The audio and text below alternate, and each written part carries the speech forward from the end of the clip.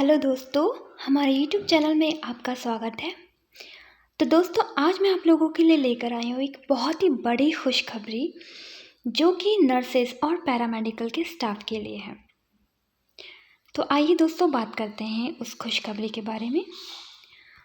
दोस्तों, यहाँ पे KGMU के UBTBC कॉन्फ्रेंस 2022 में डिप्टी CM ब्रजेश पाठक जी ने ये ऐलान किया है, अस्पतालों और संस्थानों में दूर होगी स्टाफ की कमी।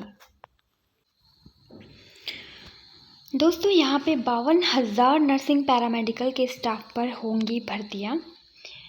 तो दोस्तों, हमारे जो KGMU के UPTBC कॉन्फ्रेंस 2022 में डिप्टी जो हमारे CM ब्रजेश पाठक जी हैं, उन्होंने ये ऐलान किया है।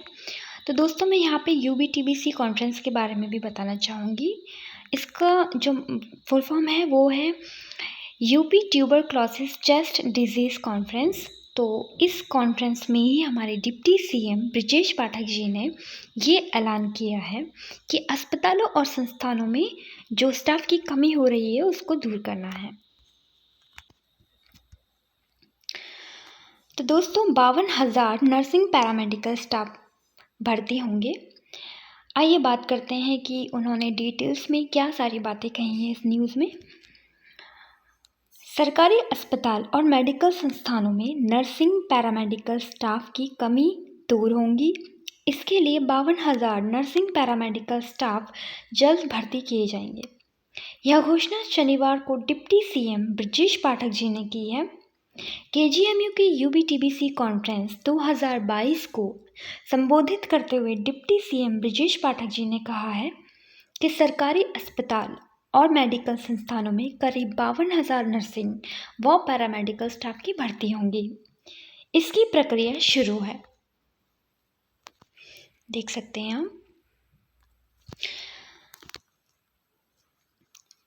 जल्द ही विज्ञापन जारी किया जाएगा। ज़्यादातर भर्तियां लोक सेवा आयोग से ही होंगी। तो दोस्तों, ये एक बहुत ही बड़ी बात है कि इन्होंने यहाँ पे बता दिया है कि जो भर्तियां हैं, अपकमिंग भर्तियां हैं, वो ज़्यादातर जो भर्तियां होंगी वो लोक सेवा आयोग से ही होने वाली हैं। दोस्तों, आप सभी लोगों को पता है कि इससे पहले जो यूपी की स्टेट की जो वैकेंसी आई थी उसमें भी हमारे लोक सेवा आयोग यानी कि UPPSC ने ही उसी का एग्ज़ाम कंडक्ट कराया था। और कंडक्ट इस तरीके से करवाया था कि जिसमें जो बॉयज़ के लिए जो वैकेंसी आई थी लास्ट, उसमें आपको प्री का एग्ज़ाम क्लियर करना था। उसके बाद जो सिलेक्टेड बच्चे होंगे उनको मेंस का एग्ज़ाम देना था। उसके बाद ही आप लोगों की भर्ती को आगे बढ़ा जाएगा, जो सिलेक्टेड लोग होंगे। तो आपको इसका भी पूरा ध्यान देना है दोस्तों कि अपकमिंग जो भी वैकेंसीज़ हैं वो काफ़ी टफ़ होने वाली है। कंपटीशन आपको पता ही है कि बहुत ज़्यादा बढ़ गया है और एग्ज़ाम का भी अब पैटर्न चेंज हो गया है।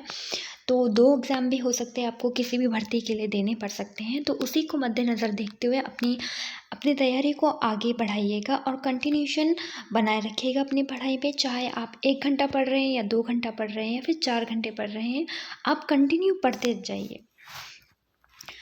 ओके, अब आगे बढ़ते हैं। सरकार चिकित्सा शिक्षा की गुणवत्ता को बेहतर बनाने की दिशा में प्रयास कर रही है। और आगे उन्होंने अपने बारे में बताया है कि वो 5 जिलों में 10,000 मरीजों से बात कर चुके हैं। अस्पतालों को लगातार निरीक्षण कर रहे हैं। मेडिकल कॉलेज से लेकर सामुदायिक प्राथमिक स्वास्थ्य केंद्रों में जाकर व्यवस्थाओं को देख रहे हैं। तो ये वही सारी बातें हैं। तो आप देख सकते हैं यहाँ पे सारा कुछ उन्होंने मेंशन किया है। ठीक है, आगे बढ़ते हैं। दोस्तों, माध्यमिक शिक्षा परिषद से करार, वो सारी बातें हैं जो डिप्टी CM ने वहाँ पर बोली हैं। मैं ज़्यादा पूरी न्यूज़ ना पढ़ के आपको मेन बातें बता देती हूँ। तो अब हम आगे बढ़ते हैं। सलाहकार से गुहार, सरकारी अस्पतालों में खाली पद भरे जाएंगे।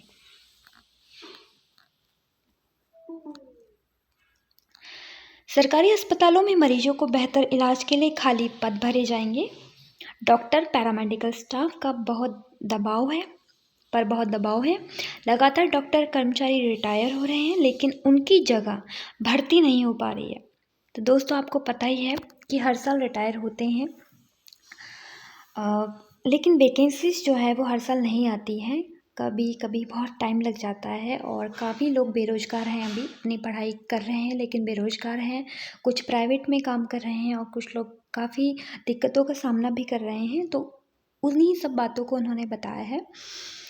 ऐसे में काम करना कठिन हो रहा है, यह सुझाव चिकित्सा स्वास्थ्य महासंघ पदाधिकारियों ने यह सुझाव चिकित्सा स्वास्थ्य महासंघ पदाधिकारियों ने शनिवार को मुख्यमंत्री के सलाहकार अवनीश अवस्थी से मुलाकात में दी है।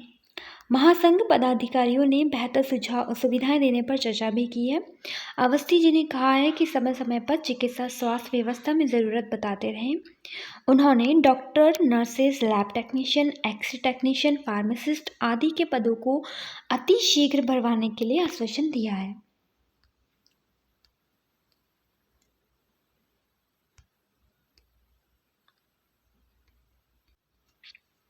तो दोस्तों, ये एक बहुत बड़ी खुशखबरी है कि सिर्फ नर्सेस के लिए ही नहीं, अदर पैरामेडिकल स्टाफ के लिए भी इन्होंने यहाँ पे आश्वासन दे दिया है कि जो भी भर्तियाँ आएंगी, 52,000 जो भर्तियाँ आने वाली है, उसमें आपके lab technician, xray technician, pharmacist आदि के पदों को भी अतिशीघ्र भरवाने के लिए उन्होंने बोला है।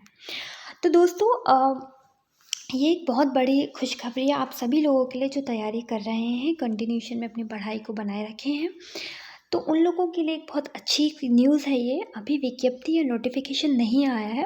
जैसे ही नोटिफिकेशन आएगा आपको हमारे वीडियोस में पता चल जाएगा। हम लोग उसके लिए भी एक वीडियो आपके लिए बना देंगे।